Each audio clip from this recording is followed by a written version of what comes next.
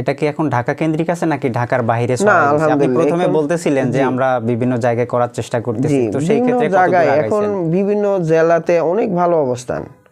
বিভিন্ন জেলাতে ময়মনসিংহ, তারপরে দিনাজপুর, বগুড়া, লালমনিরহাট, হ্যাঁ বিভিন্ন শরীয়তপুর, হ্যাঁ বিভিন্ন জায়গায় আলহামদুলিল্লাহ অনেকটা, খুলনাতে, সিলেটে, মানে প্রান্তিক মানুষের প্রান্তিক মানুষের কাছে পৌঁছায় গেছে। হ্যাঁ এখন আমি এখানে একটা কথা অ্যাড করি, আমি ব্যক্তিগতভাবে ভাবতাম যে স্কেটিং তারাই করে যারা মোটামুটি সম্ভ্রান্তশালী, যারা ওটা অ্যাফোর্ড করতে পারে, ওই ধরনের মানুষজন।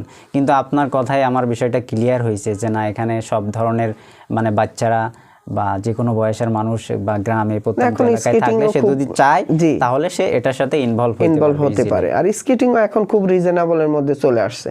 কেউ 2 থেকে 3,000 টাকা, 5,000 টাকা, 7,000 টাকা বা 10,000 টাকার মধ্যে একটা স্কেটিং পেয়ে যাবে ভালো মানের। তো খুলনায় নতুন একটা আবাসিক হয়েছে আর কি, পার্ক। তো যাওয়ার পর দেখি ওখানে স্কেটিং করতেছে মিনিমাম 1 থেকে 150 মানে কি বলা যায় খেলোয়াড়। খালি ওখানে যে আমার নামটা খুবই ভালো লাগছে, যে জিজ্ঞেস করতেন যে আপনি কি আজাদ নামের কাউকে চিনেন কিনা। আমরা স্কেটিং এ আমরা বাংলাদেশে কয়েকজন আছি, যদি মনে করেন যে আমাদের নামটা না জানে তাইলে ভাববেন যে সে কোনো ভালো কোনো খেলোয়াড় না।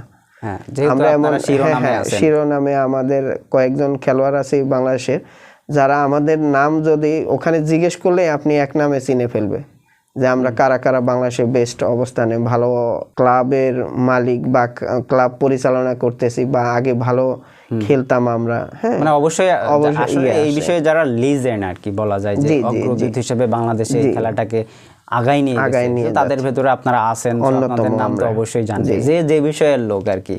খুবই ভালো বিষয়।